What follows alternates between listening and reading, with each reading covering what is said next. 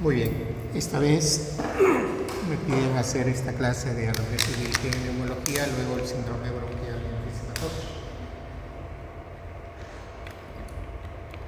Cuando asumimos estudiar medicina, asumimos para poder ayudar y ayudamos en la medida que entendamos el problema de la persona a quien queremos ayudar. Y comprender ese problema significa sacar información, y sacar información es un arte. De ahí que la medicina se considera como ciencia y arte. Sacar esa información, nadie te va a decir, pregunta de esta manera, haz de esta otra manera. Tiene que ser la empatía, la relación con la persona y buscar la forma de obtener la información. El paciente enfermo, que está enfermo, tiene muchas dolencias y muchas de las preguntas no va a ser respondida adecuadamente. En todo caso, el motivo de la presentación es la anamnesis dirigida al problema respiratorio. ¿Qué cosas deben ser fundamentales para tomar esa información? ¿Bien? Desde el siglo inicios de la medicina se registraban datos para poder llegar a una conclusión, y al siglo actual en el que tenemos la medicina mucho más moderna, pues en ambas condiciones se sustenta en la entrevista médica para poder obtener los signos y síntomas del paciente. De otra forma no sabríamos llegar al diagnóstico. La entrevista es muy importante y se sustenta en lo que es relación médico-paciente. Y esa relación médico-paciente tenemos que desarrollarla cada uno. Nadie nos da una fórmula, es así. Es una conversación, una complicidad entre el paciente y el médico para poder relacionarse y sacar la información. En el ámbito del respeto, en el ámbito de la disciplina, de la ética. De lo contrario, no se convierte en una relación de confianza. Los antiguos médicos decían, la relación entre el médico y el paciente es como la relación entre el sacerdote y la persona. De ahí que tenemos que guardar la confidencialidad, la información que nos queda con nosotros, salvo que tengamos que hablar con la familia, pero sin delatar, ¿no? Es importante adecuar nuestro lenguaje. Señora, usted tiene créditos en el pulmón y tiene hipertermia. Por tanto, su diagnóstico es un síndrome de compensación. Cuando les digan de esa manera, la persona no va a entender. Y si no entiende, no asume la enfermedad. Y si no asume la enfermedad, no colabora en su recuperación. Y para ello es ser incluso agresivo. Nuestra población es multilingüe y muchos no entienden español. Y si no entienden español y le hablo terminología médica, va a ser complicado. Si es quechua hablante, o ashani, u otro idioma como aymara, tengo que buscar mis recursos. Y los recursos será la familia cercana para decirle, este es el diagnóstico, traduzca. La idea es que entiendan nuestra paciente. Cuando tenga que preguntar de la misma forma, pregúntale si tiene tos. La familia va a decir, no, sí, no tiene tos. Pero te estoy diciendo que le preguntes si tiene tos. Cuando le preguntas, sí, tengo tos, a veces después de comer, son tos mayores, por algún síndrome respiratorio. Entonces, nunca asumir el rol del paciente a la familia, no a la compañía. Siempre al paciente. Y para eso hay que asumir el lenguaje, las condiciones socioculturales y la urgencia de la patología. Es muy bueno dejar hablar al paciente para que ellos puedan narrarnos. A veces, como somos médicos, decimos, no, eso no me cuentes, solamente lo que te estoy preguntando. Tampoco es bueno, porque el obtener esa información, como les vuelvo a decir, es un arte. Entonces, es una estrategia la anamnesis para preguntar, escuchar y registrar lo significativo que nos puede decir el paciente y tengamos que relacionar con la dolencia que tiene para definir un síndrome. Y a partir de ese síndrome hacer el plan de trabajo y definir el diagnóstico, por tanto, el tratamiento. Entonces, La estrategia de dejarlo hablar, dependiendo de las condiciones, es muy importante, y precisar las preguntas en ese discurso respecto a la información que queremos obtener. Se deben minimizar las distracciones por interrupciones. Se deben proporcionar el ambiente más confortable. Algunas veces estoy en práctica con alguno de nuestros colegas en la parte clínica, estoy haciendo la entrevista y alguien dice: doctor, ¿y esto puede hacer esa interrupción? Ya, hay que respetar esa relación. Tampoco voy a hacer mi entrevista de su enfermedad. Dígame, ¿usted ha tenido relaciones sexuales sin protección delante del resto? No. Tenemos que guardar un ambiente adecuado para poder obtener esa información. Luego, las preguntas deben ser claras. Las preguntas siempre tienen que ser claras. No tenemos que suponer, ya me va a entender cuando le pregunte de esta manera, precisas, ¿de acuerdo? Y debemos establecer intervalos entre pregunta y pregunta, o para que el paciente pueda respondernos con mayor confianza. ¿Bien? Es necesario reafirmar su respuesta. Muchas veces, si estoy toseando, a veces me salen manchitas de sangre. La pregunta es fruto hemorrágico o hemoptisis? Entonces le pregunto, ¿lo que notas es sangre viva o es sangre mezclada con flema? No, es como sangre muerta, coagulada. Entonces será un esputo hemoptógeno. Si me dice, no, es sangre viva, será hemoptisis activa. La conducta va a ser diferente, ¿no es cierto? Va a ser diferente. Entonces es preciso remediar para precisar la respuesta. Es importante. Y eso van a desarrollar poco a poco en la medida que van conversando con el paciente, replanteándose, preguntándose. Las primeras historias son un desastre, no se asusten. Pero en la medida que van preguntando, centrando, de acuerdo a la patología, van a optimizar. Y van a ser unos clínicos formidables, ¿no? Y eso es relación médico-paciente, respeto al paciente y el arte que tienen que desarrollar al momento de preguntar. Estamos en una era digital en la que nos comunicamos con iconos, ¿no? Corazoncitos, caritas. Estamos perdiendo la capacidad de verbalizar, preguntar. El médico tiene que saber preguntar, tiene que saber escuchar y tiene que saber hablar. Pues cuando puedan, eviten mandar mensajitos con iconos, porque ustedes tienen que desarrollar esa habilidad de verbalizar. Es muy importante. Porque imagínense hacer anamnesis con iconos en WhatsApp. Difícil, ¿no? Muy bien. Es importante focalizarnos en la enfermedad actual por el que viene el paciente. Esa enfermedad actual significa describir los síntomas respiratorios. Los signos y síntomas más frecuentes en la patología respiratoria va a ser tos, va a ser fiebre, va a ser disnea, va a ser sibilancias, quejidos, roncos, estridor, respiración predominantemente nasal o bucal, apnea, cianosis, dolor torácico, hemoptisis.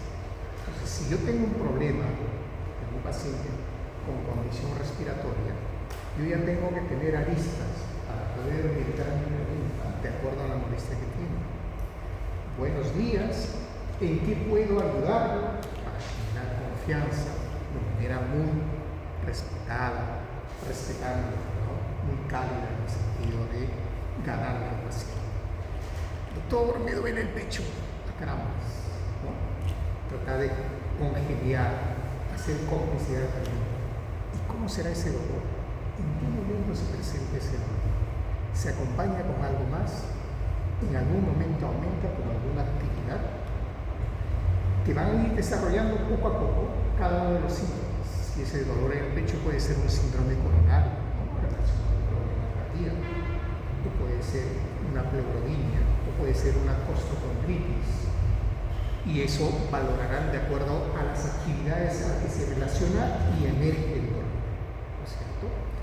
Doctor, lo que pasa es adultas mayores. Estuve arreglando la casa, sacando cajones, guardando cosas. Adultos mayores, cuando traccionan, el ejercicio osteomuscular va a generarles dolor, costos de moral, ¿no? O algunas personas que tienen la mala costumbre de llevar la mochila a un solo lado, tienen escoliosis, pueden tener dolor. Entonces tienen que ir relacionando.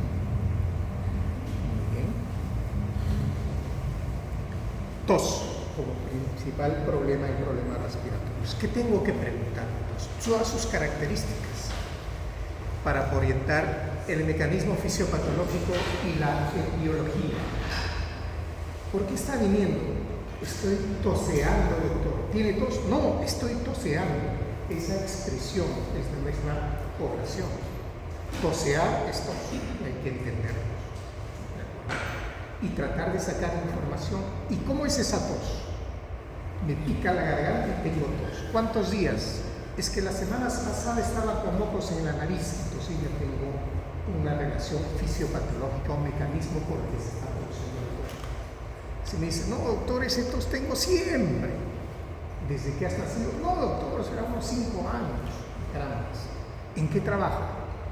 Doctor, soy soldador. ¿Y el soldador a qué está expuesto? Al humo. Preguntaré, ¿fuma? En tu ambiente de trabajo, donde trabajas hay polvo, pues por ahí me puedo ir relacionando para ver una bronquitis crónica, EPOC o enfisema. No, doctor, tengo fiebre. Esa tos, tengo flema. ¿Y qué color es?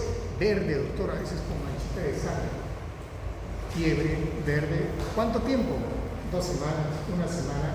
Voy relacionando un problema agudo de tipo neumonía, ¿no es cierto? Entonces tienen que buscarle aristas para ir correlacionando cada uno de los síntomas.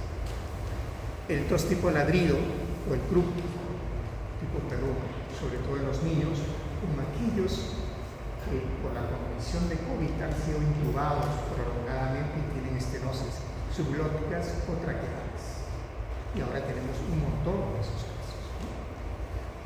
En la pandemia de COVID, ¿ustedes estaban en qué año? Postulando. Era una tragedia total, cerrado, estaba respirando, se nos moría delante de nosotros. Tos productiva con sibilantes. Hay que diferenciar si esos sibilantes vienen de los bronquios en las bases o es en la parte alta que se ha transmitido y nos equivocamos. Si hay un estrechamiento de la tráquea o subglotis al salir, va a silbar un poco, va a ser difícil la salida del aire. Ese sonido, de acuerdo a la intensidad, se puede transmitir a los campos pulmonares. Auscultamos y escuchamos sibilantes. Hay broncoespasmo, puede ser asma, cuando en realidad es organizado.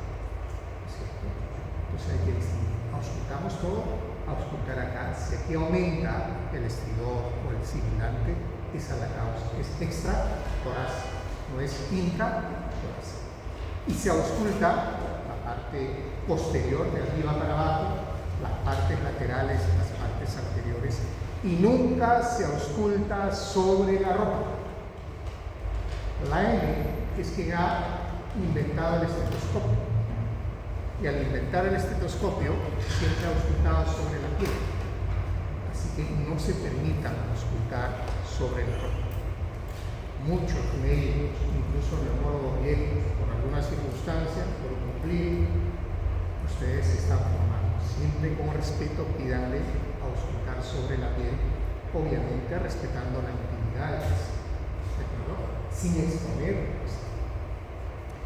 La tos húmeda matutina, enfermedad crónica o supurativa pulmonar. Muchos adultos mayores, ahora nuestra longevidad está en aumento, muchos adultos mayores tienen demencia senil, tienen dificultades en la evolución por secuelas neurológicas, o simplemente no tener lesiones neurológicas y al dormir, después de comer, tienen el reflujo gastroesofágico, pueden aspirarse. Ahí se va a presentar sobre todo en la mañana esa tos. Entonces, ir relacionando cada una de las causas. Oxigenación, hipoxia o hipercapnia. ¿Qué significa hipoxia? Disminución de la saturación por debajo de 90%. Insuficiencia respiratoria aguda, va a ser hipoxia, pero con presión arterial de oxígeno por debajo de 60. Eso ya es insuficiencia. ¿Bien? Ahora, ¿en qué casos puede haber hipoxia? Puede haber diferentes problemas. Puede ser central, puede ser un problema de hiperreactividad bronquial, puede ser un problema cardíaco, puede ser un problema parenquimal tipo intersticial como la fibrosis pulmonar. Tengo que ver las características de la hipoxia. Pues va a haber taquicardia, taquipnea. ¿Cuál es la diferencia entre taquipnea y polipnea? ¿Quién se anima? Dígame, doctora. Fuerte, doctora, porque soy sordo. Y rápida también, ¿no? Imagínense, les hago subir y bajar las gradas 10 veces, van a estar hasta aquí. Polipnea es más profunda, ¿cierto? Muy bien. Puede haber aleteo nasal, puede haber tiraje, palidez, cianosis, hipertensión arterial, arritmias y shock por causas cardiogénicas, ¿no? Hipercapnia significa concentración del CO2 mayor de 45 milímetros de mercurio en el análisis de gases arteriales, ¿no es cierto? Imagínense un carro, se le tapa el escape, y todo lo que tiene que salir ingresa dentro del automóvil. Algo parecido. Todo el producto de la oxidación, el CO2, tenemos que eliminar. Si se retiene ese CO2, vamos a generar los problemas. Cuando me he hecho anatomía, no sé si les ha pasado, pero en mi época teníamos que conseguir nuestro cadáver. Quienes morían por hipercapnia, toda la estructura anatómica era rosadita, como si fuera el atlas de Netter. ¿Han visto las fotografías? Así de rosadita, por retención de CO2. Entonces, genera muchos cambios fisiológicos de hipercapnia. ¿Cómo lo voy a ver? Con trastorno de sensorio, somnolencia, puede haber cefalea, taquicardia, hipertensión, vasodilatación periférica, diaforesis. Todo ahí relacionado. Todos oxigenación. ¿Qué tengo que preguntar sobre disnea? La disnea es una sensación subjetiva de conciencia y dificultad respiratoria. ¿Se cansa al caminar? Sí, me canso al caminar. Todos nos cansamos al caminar. La pregunta es, ¿qué distancia? Si es una persona de 70 años, doctor, yo camino todos los días 10 cuadras y de vuelta no me canso, ¿bien? Y si alguien dice, doctor, apenas estoy moviéndome al baño y ya me siento cansado, ¿no? Quizás sea una insuficiencia cardíaca congestiva, quizás sea una fibrosis, que una actividad mecánica donde se demanda oxígeno no abastece y ya tiene disnea, cosas así. Puede que sea un asma no controlado, está cerrado los bronquios, está considerado esa disnea. Y para valorar disnea tenemos escalas de medición. Una de las escalas de medición que tienen que conocer y hacerse un cuadrito es la escala modificada de los ingleses, MMRC, que va de 0 hasta 4. ¿Qué significa escala de disnea? 0, 1, 2, 3, 4. Hagan su cuadrito, llévenlo donde sea, vayan viendo y cuando tengan su paciente vayan corriendo.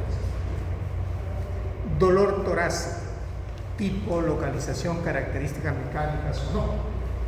Doctor, a veces cuando estoy haciendo mis cosas giro un poquito y me duele como si fuera un cuchillo o una aguja, pero pasa solo. Eso será una pleurodinia, puede ser viral, una pleuritis viral, postural. Pero dice, doctor, poco a poco he ido doliendo, me pesa y realmente es como si me hubieran metido un cuchillo y ya me está faltando aire, tiene tos, un dolor lancinante, pleurítico. ¿De qué se tratará? Derrame pleural. Cuando ausculte, no habrá ventilación adecuada en la zona donde requiere el dolor, ¿no es cierto? Pero si ausculto sobre la ropa, en los dos lo voy a escuchar bien. Siempre sobre la piel, respetando la intimidad de la persona. ¿El dolor aumenta con alguna actividad que realizas? Es una buena pregunta. ¿Ese dolor calma en algún momento? Sí, doctor, cuando llego a casa, dejo mis cosas y me echo en mi cama, me calma el dolor. ¿Qué será? Un dolor osteomuscular, porque probablemente esté cargando en la mochila el desayuno, almuerzo y cena y refrigerio, más los libros y los cuadernos, ¿no? Entonces siempre traten de relacionar con la actividad, con su día a día respecto al dolor. Estridor indica obstrucción de la vía aérea desde la nasofaringe hasta la tráquea. En las personas adultas, ustedes van a tratar muchos de esos casos con estenosis post-intubación prolongada, con estenosis subglóticas, con alteraciones de la laringe, como les decía. La pandemia nos ha dejado un montón de gente que está intubada, ha estado en la UCI y ahora tiene varias estenosis. Muchos se operan, otros se dilatan, otros se mantienen como tal. Entonces tienen que estar agudizando los oídos en ese sentido. Entonces hay que valorar en la fase respiratoria para ubicar la localización. Si es inspiratoria, será zonas superiores a la tráquea, en la parte alta, ¿no? Estenosis traqueal o hipoglóticas. Si es inspiratorio y expiratorio, será en la laringe o obstrucciones en la tráquea, por ejemplo los de COVID. Si hay sibilancias y roncos, señalará la presión, la dificultad a nivel bronquial, intratorácico, en ambos tiempos, inspiración y expiración. Cuando a veces auscultan y al final de la expiración escuchan al final, ahí en la última parte hay una sibilancia o brillante. Eso es característico de obstrucción de las vías aéreas menores. ¿Se recuerdan de anatomía y fisiología? ¿En cuántas divisiones se dan las dicotómicas? ¿Hasta dónde es conductora y desde dónde es respiratoria? ¿Desde qué generación?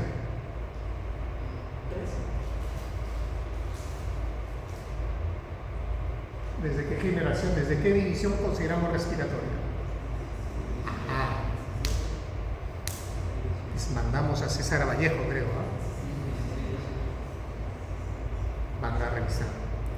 Esa última parte, cuando pita, es obstrucción de las vías distales, de las vías menores de 2 milímetros. ¿En qué caso se presenta? Por ejemplo, es un signo característico de neumonitis por hipersensibilidad, un tipo de fibrosis. Se parece a asma. Van a aprender poco a poco. Roncopatías, preguntar sobre el síntoma respiratorio durante el sueño. ¿Cuándo debemos preguntar? Cuando el paciente dice, todo me molesta la garganta, ¿no? Ay, tengo que respirar a cada rato, a veces con disfonía o no. ¿Y en qué momento tienes más? En las mañanas o todos los días te molestas acá. ¿El día pasa? Sí, pasa. ¿Y roncas por las noches? No, yo no ronco. Quien le acusa es la pareja. No me deja dormir nunca, como un demonio. ¿Cómo es eso? Empieza a arrancar. De repente hay un silencio y me sobresalto pensando que se está muriendo. Y luego arranca con fuerza. La persona dormida no sabe esa condición de roncopatía. Y cuando examinan faringe, van a ver faringe granular, el velo del paladar, donde está la úvula un poco más crecida, concavidad del paladar duro. Esos son signos indirectos de apnea de sueño. Y saben ustedes que la apnea de sueño se relaciona con problemas cardíacos muy severos, hipertensión, infartos, ¿no? Entonces, la roncopatía hay que preguntar. El paciente puede negar, pero no quien la acompaña.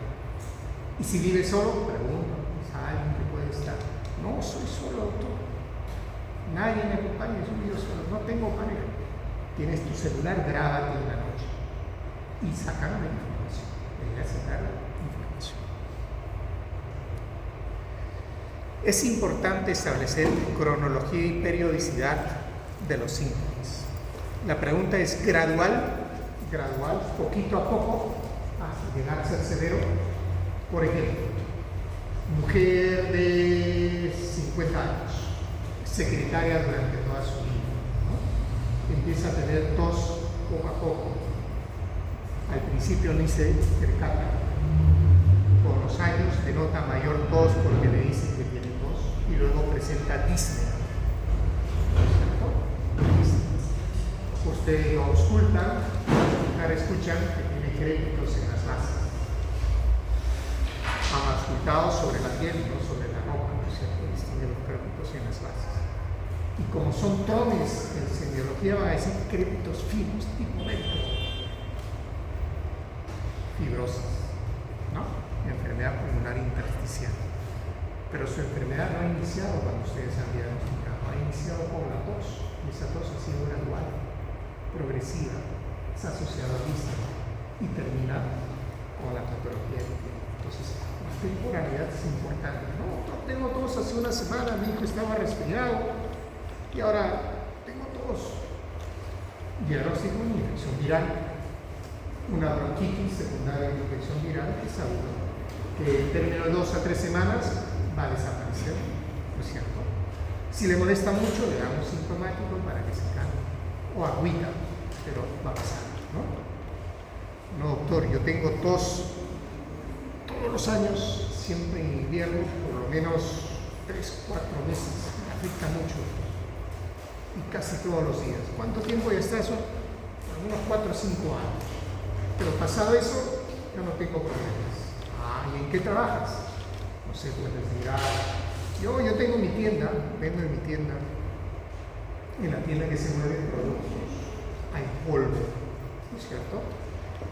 Tos, por lo menos la mayoría de los días de la semana, 3 meses y 3 meses o 3 años, nos define como bronquitis crónica. Y algo es agudo. Y la bronquitis crónica tiene relación con muchas otras patologías, entre ellas el moco, ¿no? Enfermedad pulmonar obstructiva crónica, que tiene un manejo distinto. O podría decirle también, sí, doctor, tengo tos, y le sirve el pecho y todos los inviernos. Entonces, ahí habrá una hiperreactividad bronquial. Si hay una hiperreactividad bronquial, tendré que descartar la posibilidad de asma o reflujo gastroesofágico. Porque si la acidez del estómago retorna y pasa a la tráquea, me va a generar una reacción y ahí me va a dar síntomas, ¿no es cierto? Entonces, es importante determinar la duración, la temporalidad de estas molestias. Ahora, hay algunos referentes en tiempo. Si la tos es menos de 3 semanas, se considera que es aguda. Siendo aguda es una enfermedad controlable, probablemente por infecciones virales o bacterianas, no se controla, ¿no? Pero si la tos va de 3 semanas a 3 meses, ya es subaguda y ya tengo que preocuparme de más cosas, investigar la causa. Si es más de 3 meses, obviamente es crónica y ya debo de ampliar estudios. Edad de presentación, tengo tos desde la niñez, ¿no? Desde que tengo uso de razón, doctor, siempre he tenido tos. Hay que valorar si tiene rinitis, bloqueo postnasal o alguna malformación. ¿Cierto? Muy bien. Ahora, si es adolescente, está enamorado, es muy nervioso, mira a la doncella, se atraganta, o sale a exponer y empieza a toser, son condiciones emocionales que se relacionan con tos. Recuerden que hay tos psicógena, que hay que diferenciarlo bien, ¿de acuerdo?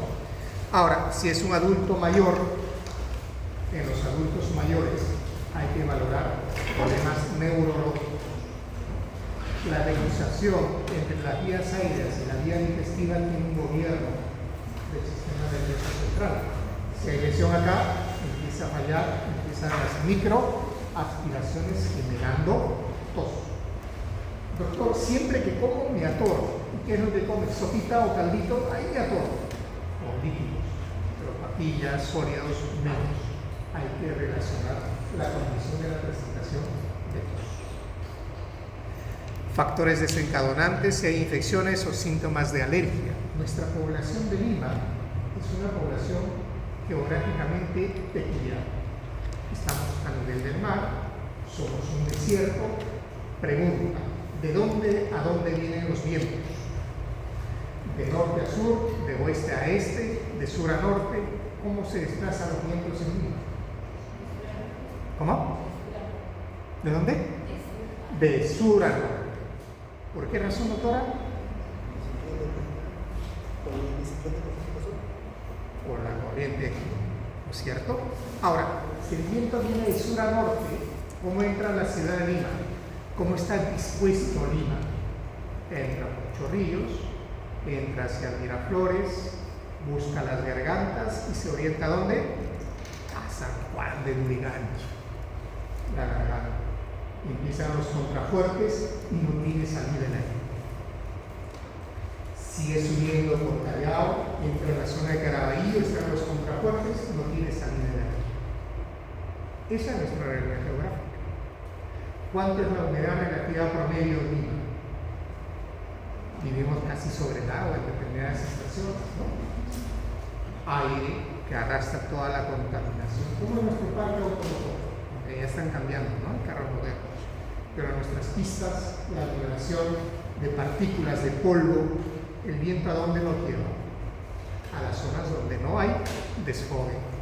Bajo la humedad, la pregunta es, ¿dónde hay más infecciones respiratorias agudas? ¿Han averiguado dónde es la mayor prevalencia de esas infecciones respiratorias? ¿Dónde hay más tuberculosis? ¿Y por qué? Porque son enfermedades que se transmiten y donde hay ventilación y corrientes, circulan, ¿no? Pero si donde está ahí detenido, respiramos el mismo aire. Ojo, no estoy estigmatizando los distritos, estoy tratando de hacer que entiendan que la circulación del aire, la condición geográfica, la humedad, influye mucho en la enfermedad respiratoria y cuando yo tenga que preguntar a mi paciente, tengo que entender esos aspectos para hacer unidad clínica. Algo que les han dicho probablemente es que en medicina 1 más 1 no es 2. Por tanto, tengo que integrar toda la información. Tengo que conocer mi escenario. Cuando estén en el CERUM, lo primero que tienen que conocer es la población donde van a estar, como en las características del ambiente. Ahí está el diagnóstico situacional y todo lo que tienen que hacer y responder a esa necesidad de manera más científica, académica.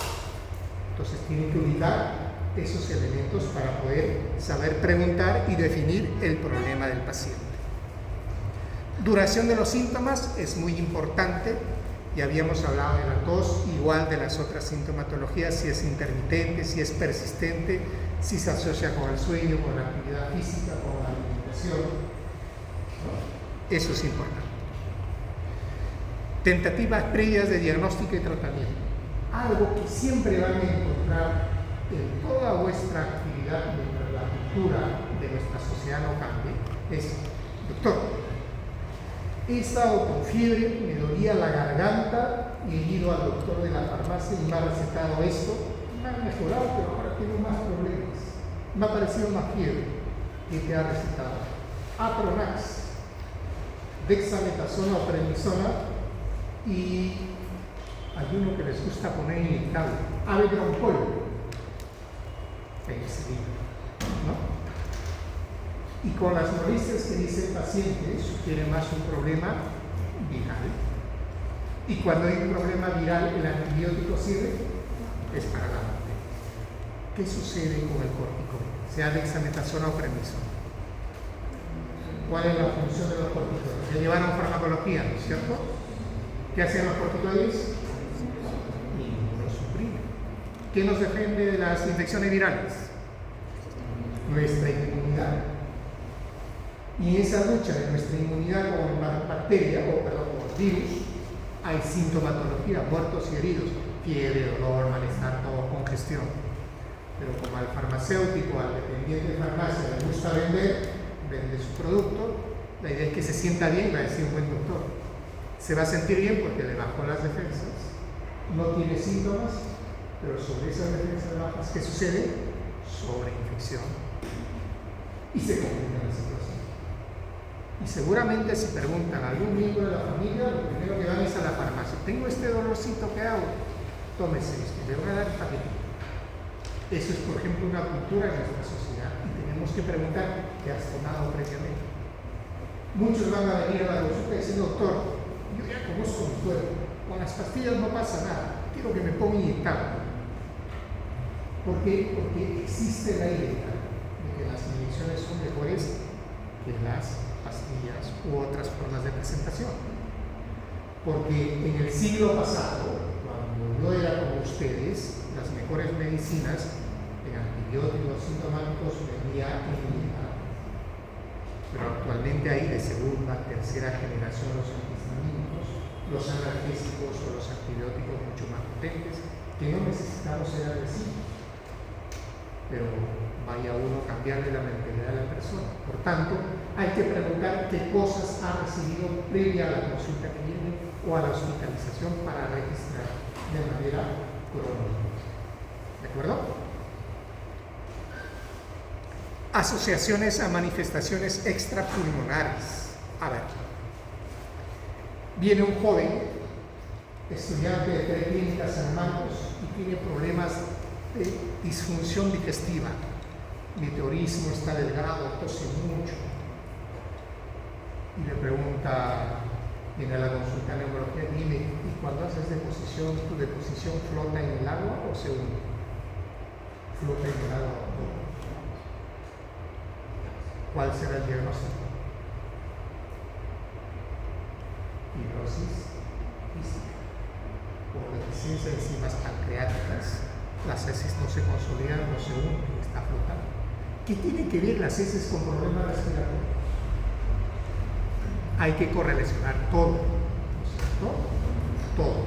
Entonces, en semiología neumológica no solamente es respiración, también son otros órganos que tenemos que evaluar. ¿De acuerdo? Estás evaluando a una paciente, no sé, pues joven, una flamante estudiante de Preclínica San Marcos, y dice, doctor, tengo un moquito en la nariz, y a veces me sirve el pecho, probablemente un proceso respiratorio y hiperreactividad, le examina y de repente tiene alopecia areata, joven. ¿Qué sugiere? Esta alopecia areata tendría que ser patrimonio de la neumología, pero se relaciona con enfermedad respiratoria como la esclerosis sistémica, que va a terminar en fibrosis. Entonces, cuando hagan las preguntas, si encuentran algo, correlacionen y busquen la explicación a qué corresponde. ¿De acuerdo? No solamente es cosas puntuales. Recuerden, 1 más 1 en medicina no es 2. La anamnesis es también una oportunidad de conocer la situación psicosocial del paciente. Porque un paciente que tiene una enfermedad crónica como fibrosis pulmonar, la situación es difícil, realmente muy complicada. No sé si ustedes han escuchado un programa televisivo de Yo soy tal cantante, ¿no? Y entre los jurados vino un cantante de baladas venezolano, el Puma, José Luis Rodríguez. Y de repente el Puma desapareció, después de algún tiempo regresó y dijeron, me he hecho un trasplante pulmonar por fibroma pulmonar. Ya tenía fibrosis pulmonar, hicieron un trasplante pulmonar. Desde aquella vez no se imaginan cuánta gente ha venido a consultar de que si tiene fibroma pulmonar. Muchos de ellos se han diagnosticado de fibrosis pulmonar, con radiografía y todo eso. Y algunos siguen viviendo y terminan muy mal. Tuve una paciente que vendía emoliente en la ciudad universitaria de San Marcos. A los 30 años, cría cuisitos en su casa, en la azotea, y es de Cajamarca.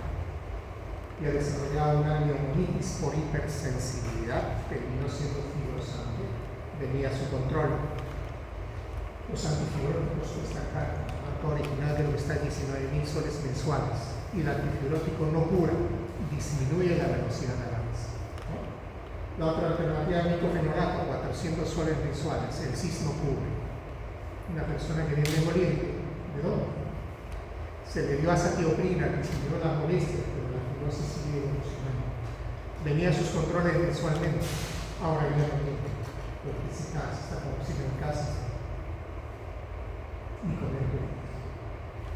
Toda esa trayectoria y esa dificultad respiratoria genera problemas en la vida cotidiana del paciente, en la familia, quién lo cuida, genera problemas económicos porque no hay aportes, la medicina cuesta. Entonces, al hacer la anamnesis, ustedes tienen la oportunidad de conocer esos elementos que van a asociar a los exámenes que van a pedir, al tratamiento que van a recibir. ¿No es cierto? Porque somos humanos. Y si hay posibilidad de ayudar, pues tenemos que ayudar. No solamente es mercantil, aunque muchas clínicas pasan por eso. Lo primero que te cobran es la consulta en la clínica donde estoy. Aplican muy bien, viene para una rinofaringitis, pero ya la aplicaron. Entonces tampoco la condición es mercantil. Entonces cuando hagan la anamnesis tienen que conocer todo el contexto de la familia, porque ese cortejo familiar les va a ayudar a tratar al paciente, a llegar a lo que ustedes quieren, tratarlo, curarlo funcionalmente, productivo el paciente. Es otra oportunidad de conocer eso.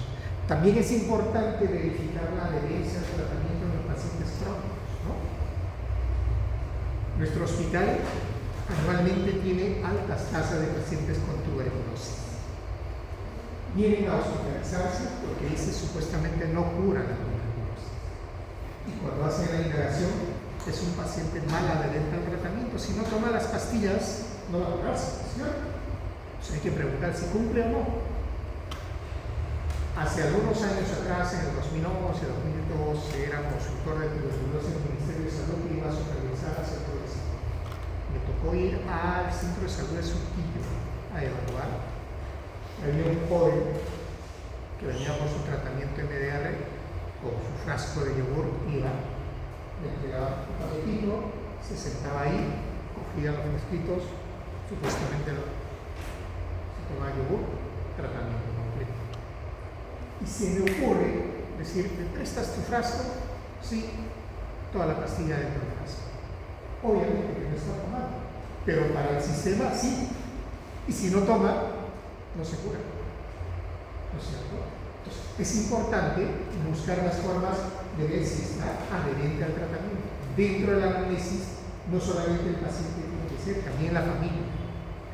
Preguntar si cumple o no. Es importante siempre buscar información respetando la individualidad, ¿no? La relación médico-paciente-familia es importantísima, importantísima. En condiciones de multiculturalidad, múltiples lenguas que hablamos en el país, tiene que ser mucho más importante, porque para algunas personas dar información significa agresión a su condición social, siempre acompañado de algo, ¿no? Es importante. Trabajo en una clínica que tiene cierto renombre y viene a la consulta una jovencita de 22 años por un problema respiratorio y le digo, después de la análisis tengo que auscultar. Muy bien, se para, se quita la casaca, se queda con el polo, debes levantarte el polo para auscultar. Tuve que llamar a la secretaria para que me acompañe, explicarle y auscultar, ¿no? Se ha sentido agredido. Y eso dentro de nuestro entorno. Ahora, fíjense, alguien que viene de una comunidad, ¿no? Entonces siempre tienen que entender esos aspectos cuando hagan la entrevista respecto a neumología. Antecedentes personales son muy importantes, ¿no? Somos un país prevalente en tuberculosis. La tasa de tuberculosis de Lima y Callao está por encima de 53, 54%. ¿Cierto? Y en EDR 70, 72%. Y en ese ambiente nos desenvolvemos. Y cuando en invierno andamos en bus, yo ando en bus, cerramos las ventanas, tosiendo, respiramos el oxígeno. Eso es un hecho que no vamos a poder cambiar. Pero cuando tenemos un paciente, sobre todo en la parte neurológica, siempre preguntan, ¿alguna vez han tenido tuberculosis? La pregunta también sigue, ¿algún familiar con tuberculosis? ¿Alguna persona cercana a usted con tuberculosis en el trabajo, en lo que sea? Es muy importante preguntar eso. Otra prevalencia de enfermedad que tenemos en nuestra ciudad, el asma, hiperreactividad bronquial. Tenemos una gastronomía ostentada con muchos laudos, pero se sustenta en los ajíes. Los ajíes que provocan reflujo. Y el reflujo que provoca tos y hiperreactividad. ¿No es cierto? Tenemos que preguntar, ¿ha tenido asma? ¿Tiene gastritis? Para que me pueda explicar la tos que pueda tener o la dificultad que pueda tener o la hipoxia que pueda tener. Luego pregunto, tiene presión alta, recibe tratamiento para presión alta, la mayoría de los adultos lo reciben. ¿Cuál es la siguiente pregunta? ¿Qué pastilla está tomando? Hay antihipertensivos, los IECA, ¿verán? Y ahí está la explicación. Resuelve el problema. Cambien el tratamiento, manden al cardiólogo, le cambian, se les faltó. Tienen que preguntar si tiene diabetes o no. Porque una diabetes que no está controlada, ¿qué genera? Una diabetes no controlada, ¿qué genera? Disminución de la inmunidad, es como VIH. Se va a asociar con tuberculosis. La diabetes no controlada, ¿qué genera? Angiopatía. Por eso se quedan ciegos, pueden tener problemas renales o insuficiencia renal. Lo mismo sucede en el pulmón, va a generar tos, dificultad de respiración, porque va a haber angiopatía. ¿Dónde se produce la hematosis? Entre el alveolo y el capilar. Y el capilar es un microvaso. Si hay diabetes, ¿se va a alterar? Se va a alterar, ¿no es cierto? Entonces, todo es en relación. Y muy importante preguntar por su ocupación. ¿En qué cosas ha trabajado? ¿En qué está trabajando? De manera cronológica, porque la exposición ambiental del trabajo genera.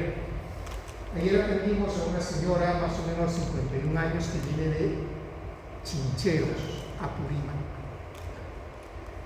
que venía con un hallazgo tomográfico de nódulos pulmonares, aparentemente, visto por 2 o 3 colegas, con tomografía y todo.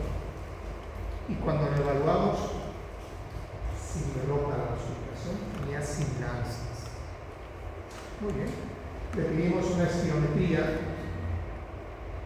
y su examen de hemograma para ver eosinófilos, si es un problema de sibilantes asociado con asma, de eosinófilos marcadores TH2, y le pido inmunoglobulina E. Y le preguntamos en qué trabajaba.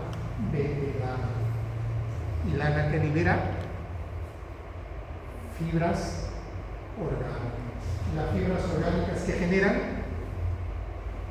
neumonitis por hipersensibilidad o ser detonantes de asma. Su ocupación y esos exámenes nos conllevan a definir el diagnóstico de asma. Le dimos el tratamiento de asma, vino a su control después de 2 meses sin síntomas, sin molestias. Espirometría normal.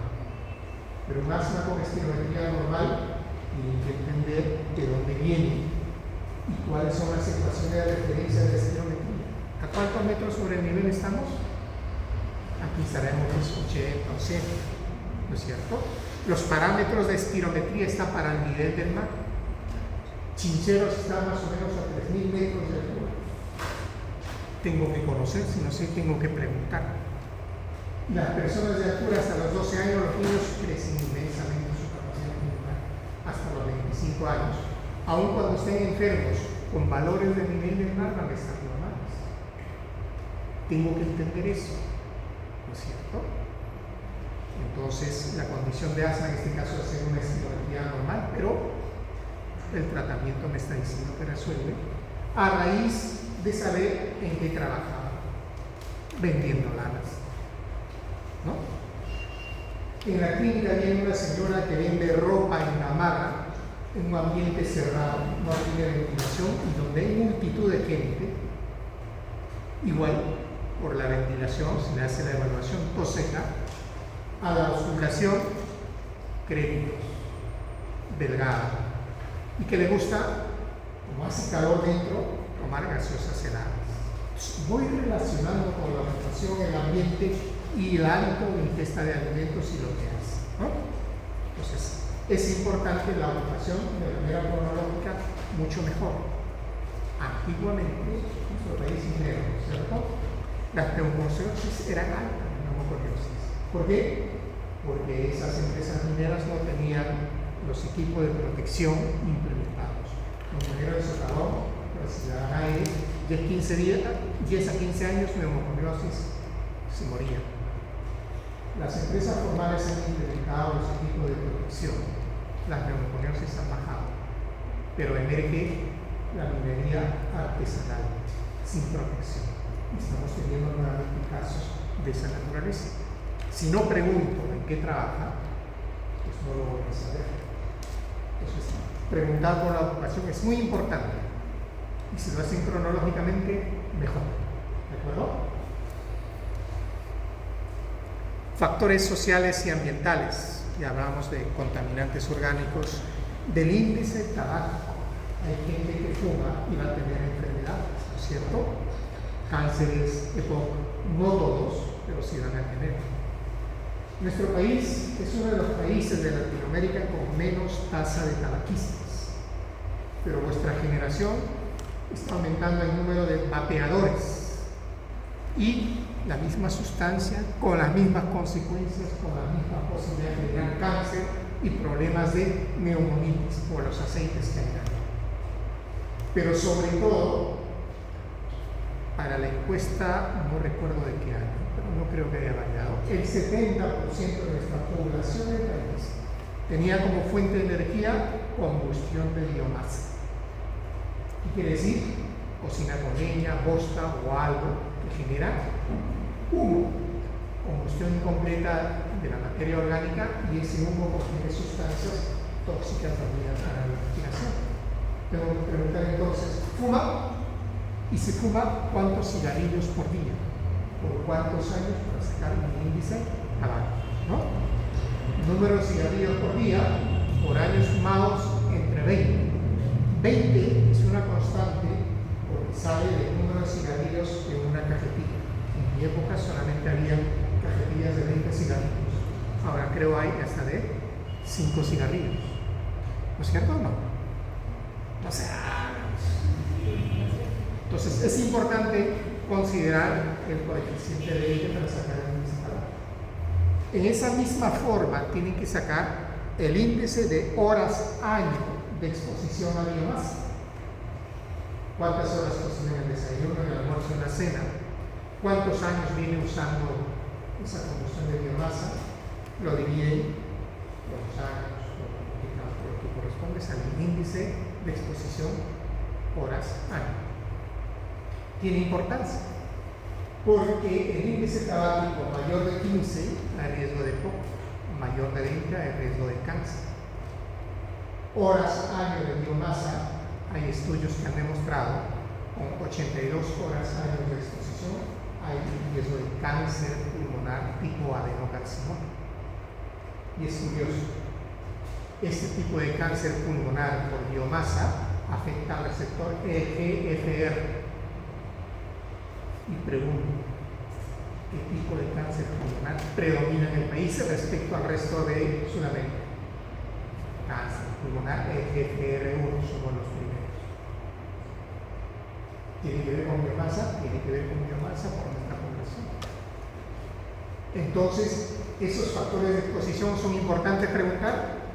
Son muy importantes preguntar por características de nuestra población. ¿De acuerdo? Lugar de procedencia, de altura o no, de la selva o no, la exposición a humedad, eso es otro factor. Doctor, me sirve el pecho y me falta el aire, le diagnosticaron crépitos y todo, finalmente resulta ser neumonitis por hipersensibilidad. Les hablo de esto porque es prevalente en nuestro país. En neumonitis por hipersensibilidad hay que buscar el antígeno para separarlo del antígeno y controlar la lesión. Si no uno separa el antígeno, persiste, sigue la enfermedad. Entonces, los argentinos relacionan con pájaros, criadores de paloma, ¿no? O los otros países buscan aspergillos. Y nuestra comunidad, Lima, humedad, tiene que preguntar, ¿hay hongos en la pared de su dormitorio?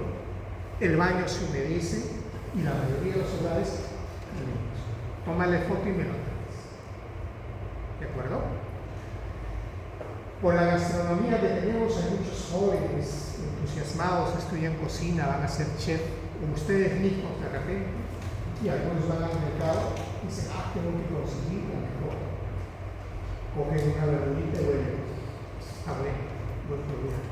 Pero al oler están inhalando esporas. Al inhalar esporas que están generando neumonitis por hipersensibilidad. Ocupación. o las verduleras que van al mercado huelen y traen. Entonces, es importante preguntar esos otros factores extra salud que repercuten en la salud. En resumen, la anamnesis dirigida es esta. Ahora nos toca hablar sobre síndromes bronquiales y enfisemados. Doctor, ayúdeme leyendo lo que dice aquí. Varón de 75 años cursa con 5 días de tos exigente con pobre movilización de secreción. Cuadro inicial caracterizado con dolor faríngeo, escaso flujo nasal cristalino. Sensación de alza térmica. Ya van a aprender la sigla, la jerga, los monismos, poco a poco. ¿Qué más? Antecedentes, hipertensión, diabetes positivo, tabaquista de 25 paquetes años, este índice tabáquico. Dejó hace 15 años. Tuberculosis positiva en su adolescencia, niega asma, niega alergias a medicinas, administrativo por 30 años, retirado. Tiene 75 años, está jubilado. Sigue. Al examen, saturación 95%, frecuencia cardíaca 98 latidos por minuto, frecuencia respiratoria 16 por minuto, patrón respiratorio conservado, faringe leve debe decir. Faringe leve, congestión sin exudado, fosas nasales con estigmas de moco y obstrucción parcial, murmullo vesicular, pasa de campo. Muy bien. Nos ha descrito más o menos lo que siempre encontramos en consulta. ¿Qué opinión le merece? ¿Qué diagnóstico creen que sea? No les diga que sean precisos, pero plantéense, no me van a contestar en su fuero interno. ¿Qué diagnóstico creen que podría ser? Adulto mayor, tiene tos, ha sido tabaquista, tiene diabetes, ha sido hipertenso, ha tenido tuberculosis, ¿no? Al examen ventila bien, la garganta roja, sin exudado, fosas nasales con moco, obstrucción parcial de las fosas nasales se refiere, y los pulmones ventilan bien. Entonces, bajo esa descripción que van a hacer ustedes al hacer anamnesis, tienen que llegar a una conclusión. Para llegar a esa conclusión, tengo que conocer qué manifestaciones me lleva a uno u otra patología. ¿De acuerdo? Entonces, de esas características es que vamos a ir clasificando por síndromes. Entonces, vamos a hablar de síndromes bronquiales y enfisematosos. Iniciamos con los bronquiales. Los síndromes bronquiales van a relacionarse con la inflamación y obstrucción de los bronquios. Recuerden que los bronquios son estructuras tubulares dinámicas que tienen componentes de membranas, cilios, tejido muscular, mucosa, cartílagos, algunos de ellos, ¿no es cierto? Fíjense en el gráfico izquierdo, lo normal cuando está inflamado y cuando está obstruido. Y eso nos va a generar diferentes síndromes, ¿no? Síndromes bronquiales caracterizados por tos seca o por disnea, por disminución del murmullo vesicular, por estertores secos, sibilancias o rondos. Cuando tenga esos síntomas, tengo que ver que eso es un problema bronquial. Pero esos problemas bronquiales podrían derivar en enfermedades como asma bronquial, bronquitis, bronquiectasias, EPOC que comprende bronquitis crónica y enfisema. Por tanto, tengo que ir conociendo cómo es esa manifestación. Muy bien, vamos a hablar del asma. El asma se entiende que es una enfermedad heterogénea de inflamación crónica que afecta a los bronquios. El GINA no ha cambiado su definición, dice, se caracteriza por tener síntomas como sibilancias, falta de aire, opresión torácica y tos que varían con el tiempo e intensidad. Pero esas manifestaciones clínicas son respuesta de alteración en el bronquio, ¿no es cierto? Si tengo esos síntomas, ya estoy pensando en un síndrome bronquial que tengo que definir clínicamente con los exámenes si es asma u otra patología. A nivel global, esta es estadística del 2004, pero fíjense, Perú estaba en rojo con una prevalencia más del 10% de asma. Yo creo que es más, porque hay estudios hechos por el doctor Osvaldo Jade en ingresantes a San Marcos con síntomas prevalentes que llegaban cerca al 19% de ingresantes. O sea, en jóvenes el 19% tendrían síntomas de asma, por tanto es una prevalencia más alta que el 10% que nos reporta el valor global. La población para el 2023 era 34 millones, hoy estamos entre 35 y 36, no tengo la información. Si es el 10%, ¿cuántos pacientes asmáticos tendremos? O sea, el negocio es 3 millones de pacientes con asma, consultas. Me estoy animando a ser neumólogo, pero tienen que entender la enfermedad, ¿de acuerdo? Es prevalente el asma. Fíjense, este es el estudio que les hablé, 19% en 2 entrevistas, el 99 y el 2000, en ingresantes a San Marcos. Y San Marcos es una población que representa al país, de diferentes estratos, de diferentes latitudes, ¿no? Ahora, el asma va a generar los problemas bronquiales, inflamación, síntomas, porque hay un factor desencadenante que van a ser los factores de riesgo ambientales, que van a ser los alergenos, que va a pasar por polvo intradomiciliario o extradomiciliario. En el polvo va a haber partículas de ácaros, caspas de perro, gato, ratones, pólenes, hongos, moho, etcétera, etcétera. Que en la fisiopatología del asma van a estudiar con detenimiento. Lo que quiero llamarle la atención que hay un factor desencadenante, pero también podría ser desencadenado por infecciones virales, sensibilizadores ocupacionales, exposición al trabajo, biomasa, polución intra y extradomiciliaria y dieta. La mayoría de los hogares actualmente en Lima es en forma vertical. Muchos dejan su casa con patio y jardines para irse a una ratonera, donde muchas veces la ventilación no es adecuada, se concentra ahí al lado de la cocina. El Colegio de Arquitectos de Estados Unidos ha planteado dentro de su estructura de diseño de los domicilios que debe haber 6 recambios de aire por hora en un departamento. Muchos no tienen. En base a ese principio que lo hemos adoptado, en los ambientes de consultorio debería haber 6 recambios de aire para no contagiarnos de tuberculosis. Lo ideal es que tengan por lo menos 12 recambios de aire. En el hospital que están, en el ático del hospital, con la estructura antigua, las salas de hospitalización, se abren ventanas y puertas, hay 33 recambios de aire por hora. Si van a visitar la neumología en el segundo piso donde se tiene tuberculosis, hay más de 20 recambios de aire por casa. Pero probablemente van a ir a algunos consultorios que cerrados, no hay ventilación, y es donde se contagian de tuberculosis. Así que tengan sus previsiones. Bien, entonces los polvos intradomiciliarios son marcadores de enfermedad respiratoria por falta de ventilación y limpieza.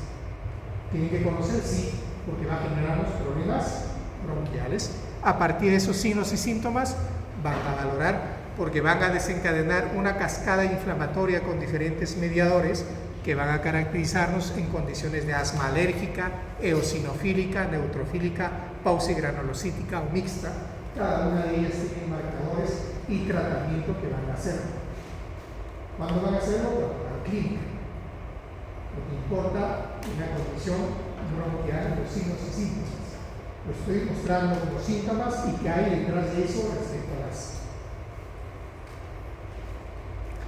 Cuando tengan la sospecha, pues van a valorar los síntomas clave, en este caso de asma, 4 síntomas.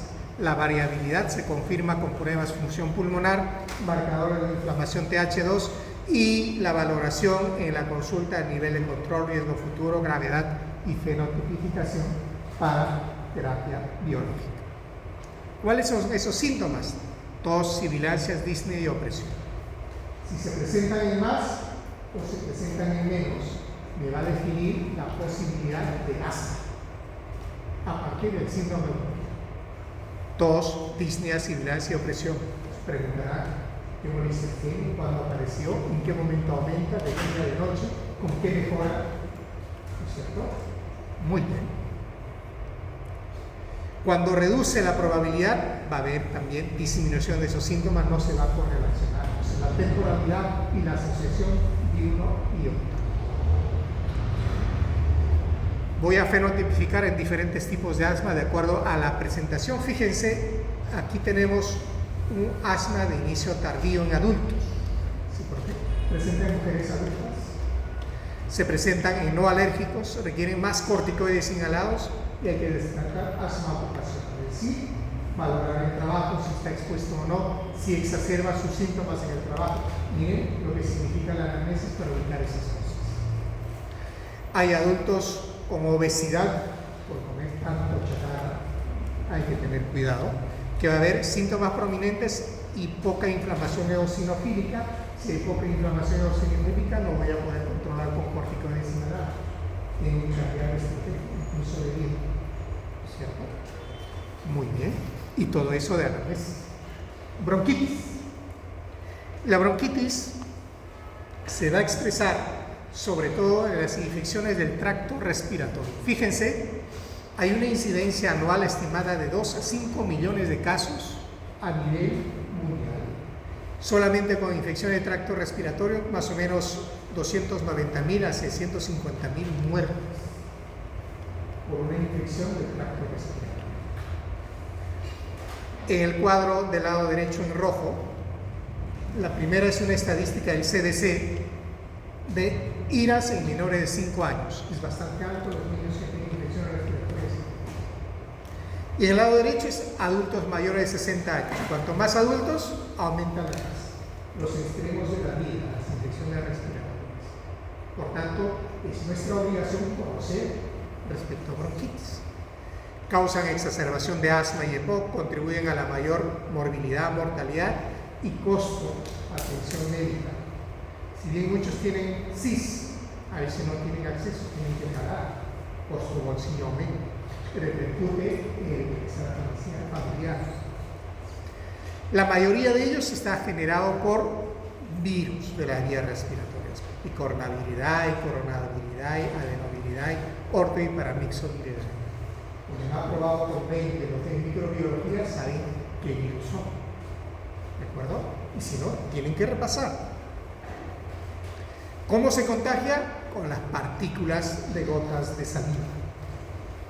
Por eso se dice cuando estornudan, codito, taparse, cuando tosen, lo mismo. Pero en nuestra población muchas veces siguen tosiendo. Les comentaba que yo me transporte en transporte público, en buses, la gente tosiendo, estornudando, diseminando. Entonces es importante conocer el mecanismo de transmisión. Hay transmisión por fómites y por heces. El coronavirus se ha demostrado en heces. Y si atiendo a un niño que está en una infección viral, le cambio los pañales y no me lavo ni la mano, me estoy contagiando, ¿no? Entonces es importante considerar esos aspectos. Hay algunos virus con mayor sobrevivencia en humedad alta. Y nuestra población tiene humedad alta. ¿Cuáles son? Adenovirus, rinovirus. Y hay virus que sobreviven menos en humedad, como influenza y parainfluenza. Hay virus sin envoltura, como los rinovirus, que pueden estar en superficies contaminadas durante días. Yo estornudo con mi que llevo acá, alguien viene, agarra con su mano, se lleva la cara para limpiarse los ojos, se está contagiando, ¿no? Bien. Virus con envoltura que duran solamente minutos u horas, como el virus sincicial respiratorio. ¿Hay vacunas para los virus? Sí, para influenza y actualmente para el virus sincicial respiratorio. La vacuna para el virus sincicial respiratorio fue lanzada este año, hace unos 2 o 3 meses, cuesta más o menos $200 cada vacuna. No hay acceso a la población. La de influenza sí es gratuita, al igual que de neumonía. Se ha vacunado contra influenza, tiene que vacunarse todos los años antes de que se invierno. Más están en los hospitales. ¿Bien? Entonces, esta infección va a generar muchos problemas respiratorios. El ingreso va a ser por ojos, nariz y boca. Los primeros 5 días se va a propagar rápidamente la parte más tóxica. En la segunda pero también genera problemas. Fíjense, el síndrome respiratorio de las vías altas, va a haber gripe, faringitis hasta laringitis. ¿Quiénes lo van a ocasionar? Rinovirus, coronavirus, adenovirus, parainfluenza, metaneumovirus e influenza. Va a haber problemas de las vías bajas generando traqueitis, bronquitis, bronquiolitis y neumonía. Y casi son los mismos virus. La bronquitis aguda, su síntoma por ser agudo será menos de 3 semanas, puede durar hasta 3 semanas. Va a haber fiebre, osteomialgias, dolorabilidad, como si me hubieran apaleado. Eso es lo que dicen. Tos seca o productiva, los primeros días es seca. Estamos pasando una epidemia de virosis intensas. Inician con un poquito de moco, dolor de garganta, picazón y fiebre un día. Pero empieza a toser y la tos es tan intensa que los discapacita. Luego progresa con secreción bronquial verdosa. Luego terminan haciendo sinusitis. Problema viral. En la fase inicial, fiebre, osteomialgia, malestar general. En la fase prolongada, hay tos más de una semana. Pueden haber sibilancias, no confundirse con asma, hiperactividad o reflujo. Parte del proceso inflamatorio. Pero si la bronquitis aguda es recurrente, o sea, varias veces, probablemente sí tenga asma en un tercio de los casos. Ahí hay que estar atentos. Reducen probabilidad de neumonía cuando la frecuencia cardíaca es menos de 100. Cuando la frecuencia respiratoria es menos de 24, la temperatura es menos de 38. Virus incisional respiratorio es el más frecuente en adultos de la tercera edad y las complicaciones se dan con Bordetella pertussis después de la primera segunda semana, en el que ya hay que utilizar tratamiento antibiótico. Bronquiectasis. Hablamos de que en nuestro país somos prevalente en tuberculosis, más del 50% de la población de Lima y Callao. Y la tuberculosis, cuando se cura en el 40% de los casos, deja cicatrices. ¿Cicatrices dónde? En el pulmón y los bronquios. Las cicatrices en los bronquios que genera bronquiectasis, que genera dificultades respiratorias, síntomas, lógico que genera. Van a ser dilataciones anormales del epitelio de la musculatura. No son una enfermedad, sino el resultado de muchas enfermedades, la secuela de la enfermedad infecciosa y algunos genéticos, ¿no? Clásicamente se diferencian bronquiectasias por fibrosis quística, que es una alteración genética, recuerden de las heces que flotan, y las bronquiectasias no fibroquísticas, usualmente infecciosas, sean bacterianas o virales. Ahí están las causas de orovirus, de las bacterias, la obstrucción bronquial como condición extrínseca que comprime, enfermedades reumatológicas. Tenemos disfunción ciliar, fibrosis quística, aspergilosis broncopulmonar, déficit de alfa-1 antitrypsina, que también genera lo mismo, y síndrome de uñas amarillas. Pueden ser múltiples las causas. Esta doctora, Laine Rey, ha clasificado en 3 las características de bronquiectasias: cilíndricas, varicosas y quísticas. La fibrosis quística, ¿qué tipo de bronquiectasia será? Quística, ¿no es cierto? Esa es una característica central en la tomografía, ¿no? Las varicosas son las más sangrantes.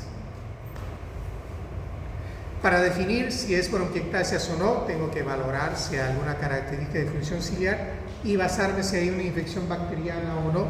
De acuerdo a eso, busco la inflamación, si es grave, intensa, prolongada.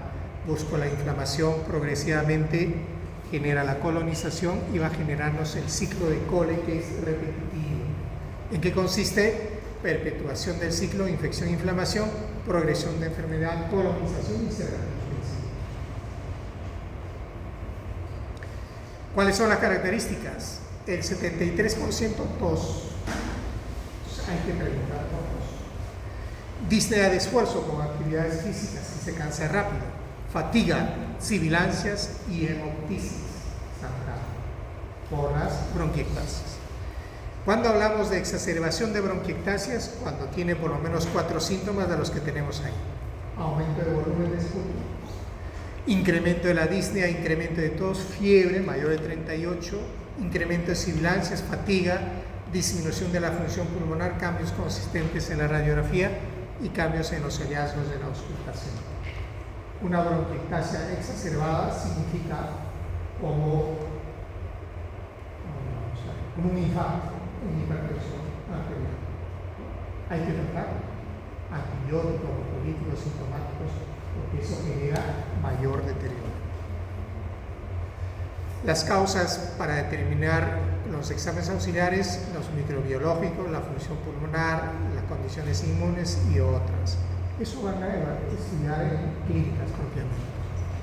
En imágenes, la radiografía puede mostrarle de dónde están las flechas, dilataciones de los bronquios. Es que la radiografía no es suficiente, siempre va a ser importante la tomografía con cada una de las características que nos va a definir el diagnóstico de bronquiectasias. Entonces, para el diagnóstico de bronquiectasias, ¿qué tengo que pedir? Tomografía. Ahí tenemos el abordaje clínico de la sospecha, la tomografía, cultivarlos y dar el tratamiento, pero bronquiectasias, que va a darnos la sintomatología de un síndrome bronquial. Hay unas diferencias en síntomas entre bronquiectasias, asma y EPOC, pero algo que les caracteriza es que los tres van a presentar tos y disnea. Es importante ahondar y relacionar para saber a cuál de ellos pertenece. Síndromes bronquiales, ahora hablamos de EPOC. EPOC es un acrónimo, enfermedad pulmonar obstructiva crónica.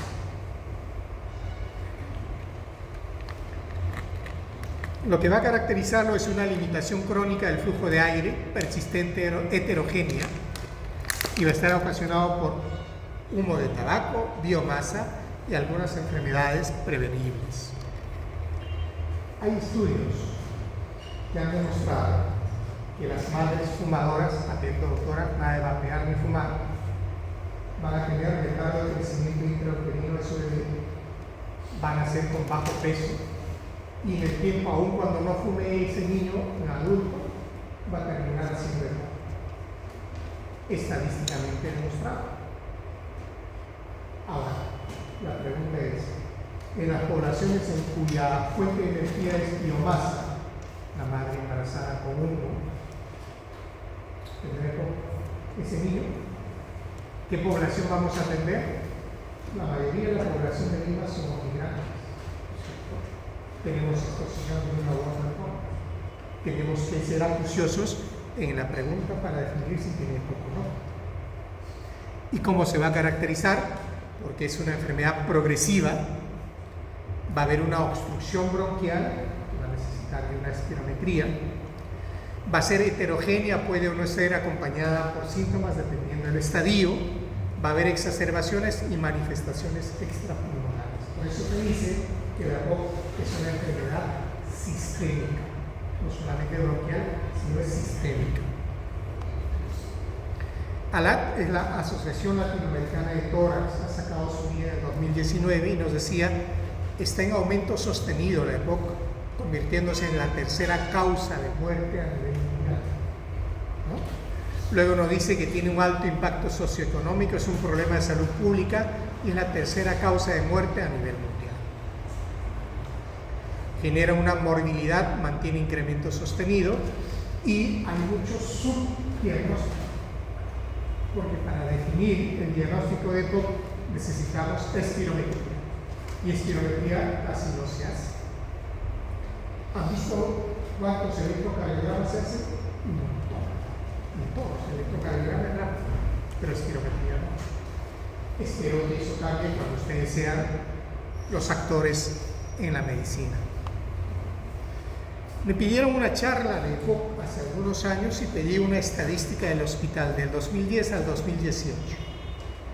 Fíjense, EPOC en gris, diagnosticado el servicio de neumología, y en celeste, las bronquitis crónicas, enfisemas, diagnosticados en otros consultorios. ¿Por qué no han definido EPOC? Porque no pedían espirometría. ¿Cuántos de esos son EPOC? Muchos. pero no estamos definiendo, no estamos dando un tratamiento adecuado. ¿Tiene manifestaciones respiratorias? Tiene manifestaciones respiratorias y bronquiales. Se ha hecho un estudio latinoamericano de la prevalencia de EPOC. Fíjense, en México 7.8% de su población con EPOC. Uruguay, donde está liberalizado hasta la vanguardia, todos suman cerca del 20% de EPOC. Argentina 14.5%, Chile 15.9%, Colombia 8.9%, y en Perú se hizo el estudio con el grupo de crónicas, ha demostrado 6.2% de EPOC. Y esto es interesante porque ha hecho estudios en Tumbes, en Lima y en Puno, urbano y rural. En Lima, en San Juan de Miraflores, en Puno, rural y urbano. En las zonas urbanas, más o menos la estadística va por ahí, pero en las zonas rurales están bastante altos. ¿Y por qué será lo rural? Fíjense la cocina en Puno, fíjense la cocina en Tumbes y en Lima, donde hay menos ventilación. Ahora, fíjense la columna en gris en la parte Puno rural está altísima por combustión de biomasa. En Tumbes también. Ahora, fíjense en Lima, en la parte dice TB, varón y mujer, altos respecto a asma, biomasa y tabaco. La tuberculosis también genera con sus secuelas de EPOC. Es importante preguntar por el antecedente si un problema de síndrome bronquial. Combustión de biomasa es una combustión incompleta que genera humo. Fíjense, genera muchas sustancias en asterisco, hasta cancerígenos. Es como fumar. Cógense una hebra del cabello, todos. Teóricamente se mide 50 milímetros. ¿De acuerdo? 50 milímetros. Ahora fíjense la partícula o el material particulado 2.5 micras. Esos 50, imagínense 2.5 micras. La mayoría de los polvos de ese tamaño, partículas de combustión, compuestos orgánicos, metales, de las veces de la circulación, respiramos. Eso nos genera también polvo, nos genera enfermedades bronquiales, nos genera problemas cardiovasculares. Y la contaminación que tenemos es terrible. Había una estación de determinación de contaminación en el hospital hace unos años atrás, es altísimo. Escuchen el ruido de las bocinas, autotránsito, polvo, hospital. Mucho daño, ¿cierto? Entonces, todo eso es importante considerar, porque fíjense, en el lado derecho donde dice tabaquismo activo, esa es la cantidad de partículas PM2.5 que inhalamos con el cigarrillo. En el otro extremo, tabaquista de segunda mano, es decir, fumadores pasivos. Entre los dos está biomasa. Por tanto, saber si está expuesto a biomasa es importante y muy importante.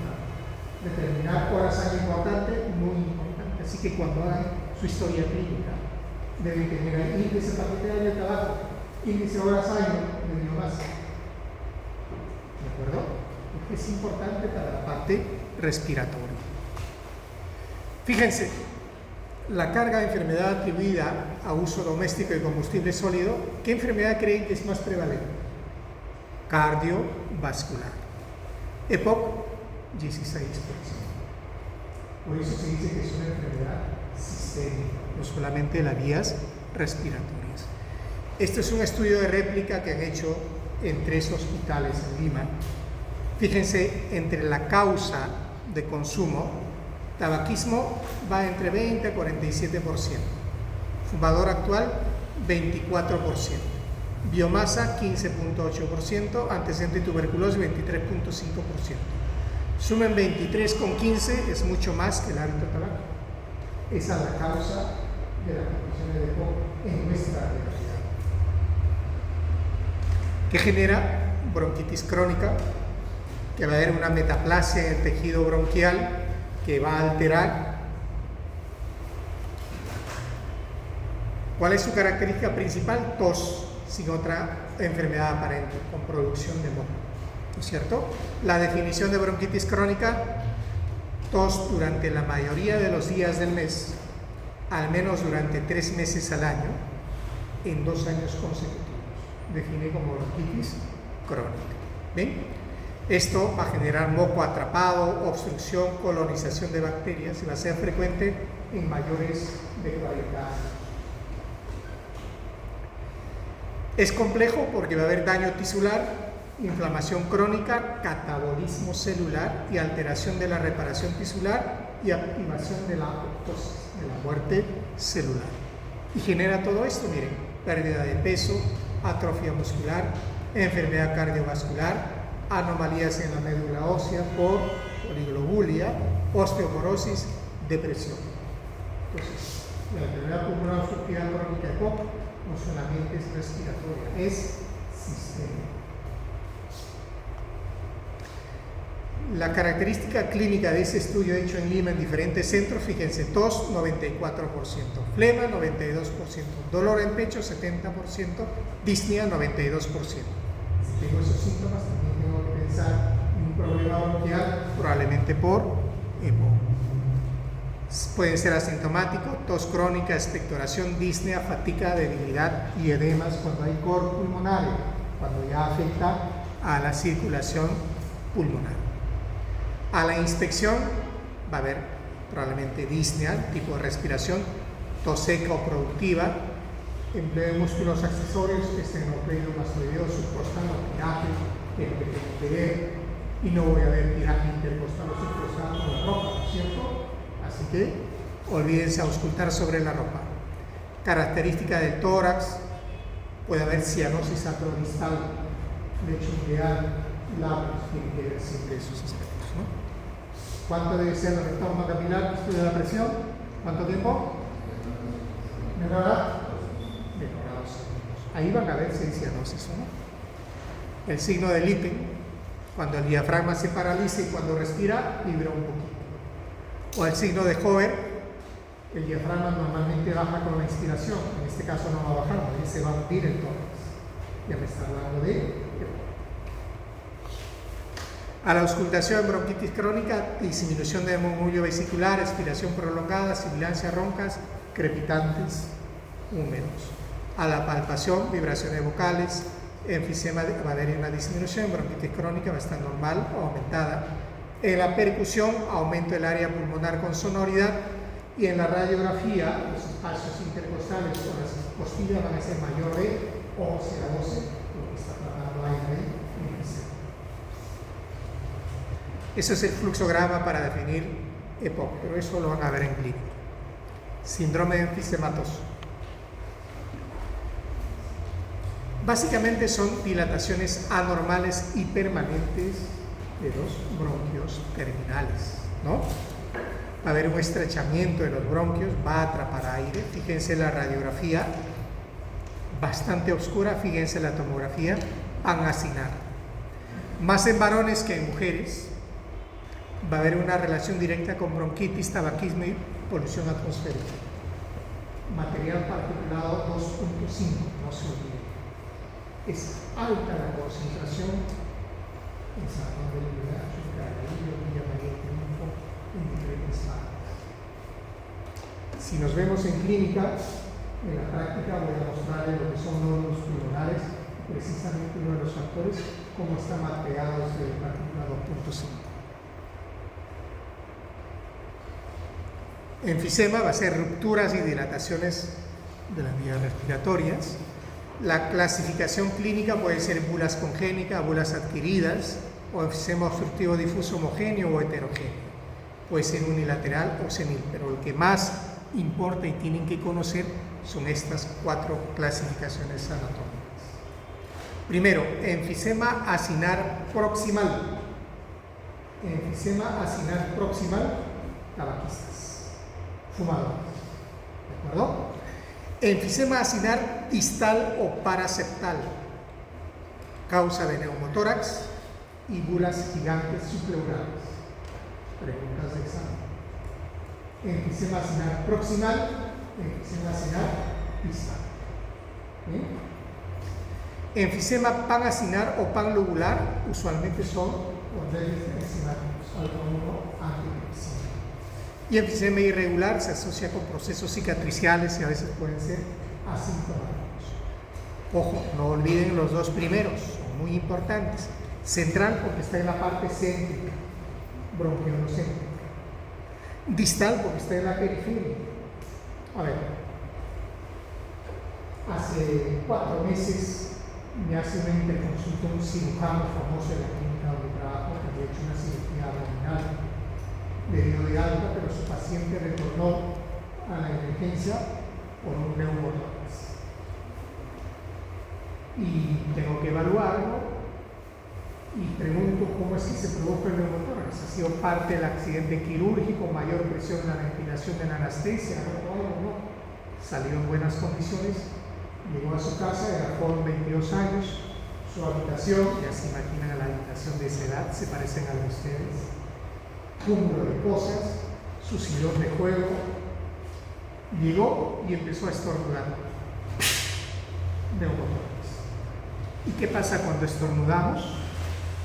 Aumenta la presión intratorácica, porque para estornudar tomamos aire, contenemos con fuerza sale, ¿no es cierto? Sucede que se le ha detectado un bleb. ¿Qué es un bleb? Un tipo de enfisema subpleural, que no lo vamos a saber, probablemente lo tengamos y no va a aparecer hasta el momento que aparece. Neumotórax puede ser a causa de un estornudo. Eso fue la causa. Ha resuelto el problema, ya no presentó, le hicimos los estudios de alergia, rinitis alérgica extremo con inmunoglobulina por encima de 1000, etc. Entonces, es importante recordar estos tipos de enfermedades. Se va a caracterizar por disnea, por pérdida de peso, por respiración con labios fruncidos como autismo, sobre todo los tabaquistas.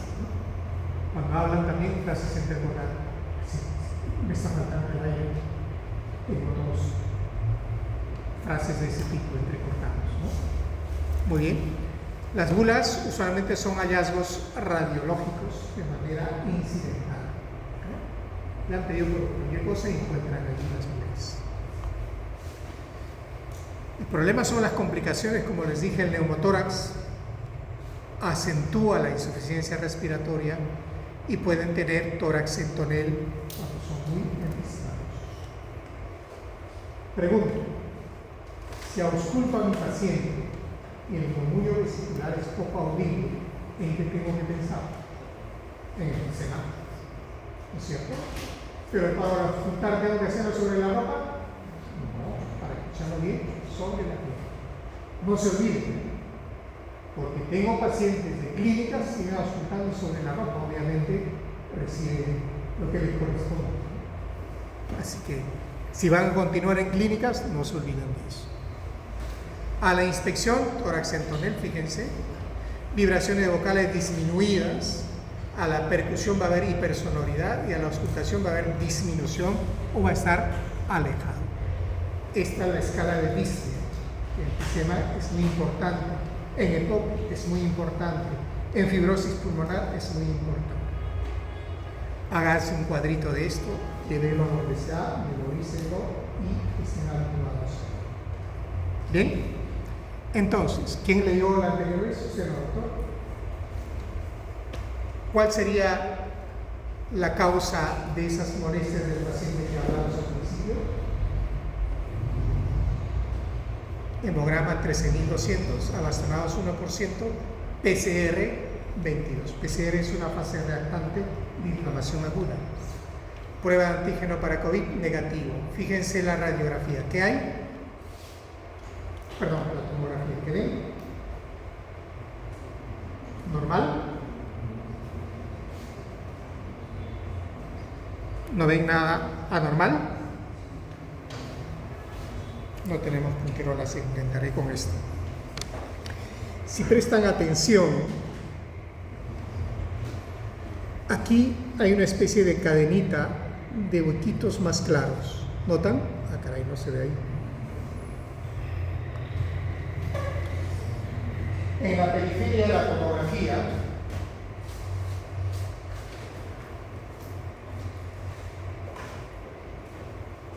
desde acá, todo el borde de ¿notan? Poquito, chiquitos. ¿Qué será? ¿Un enfisema proximal o un enfisema distal? ¿O será paralización? Sobre ese problema, ¿qué significará esto? Inflamación parenquimal, ¿no es cierto? Ha iniciado con síntomas respiratorios altos, probablemente virales, está haciendo una neumonitis en ambos campos, pero sobre el contexto de una condición pulmonar enfisematosa, porque ha sido tabaquista. Miren el antecedente. La idea, cuando tengan los síntomas, al final tienen que integrar la sintomatología, los antecedentes, lo que haya y las imágenes y saber el diagnóstico. De eso se trata la medicina. Recuerden, 1 más 1 no es 2 en medicina. Tienen que integrar todo, razonar todo, y vuestras prácticas tienen que ir en ese sentido. No memorizar, integrar, para sacar decisiones adecuadas. ¿De acuerdo? Muy bien. ¿Alguna pregunta? ¿Están cansados, de hambre? Muchos se han dormido. Yo soy muy dinámico en mis clases, pero servirá de algo. Esto queda en el escritorio por si acaso. ¿Bien? Muchas gracias. Si no hay preguntas, nos vemos.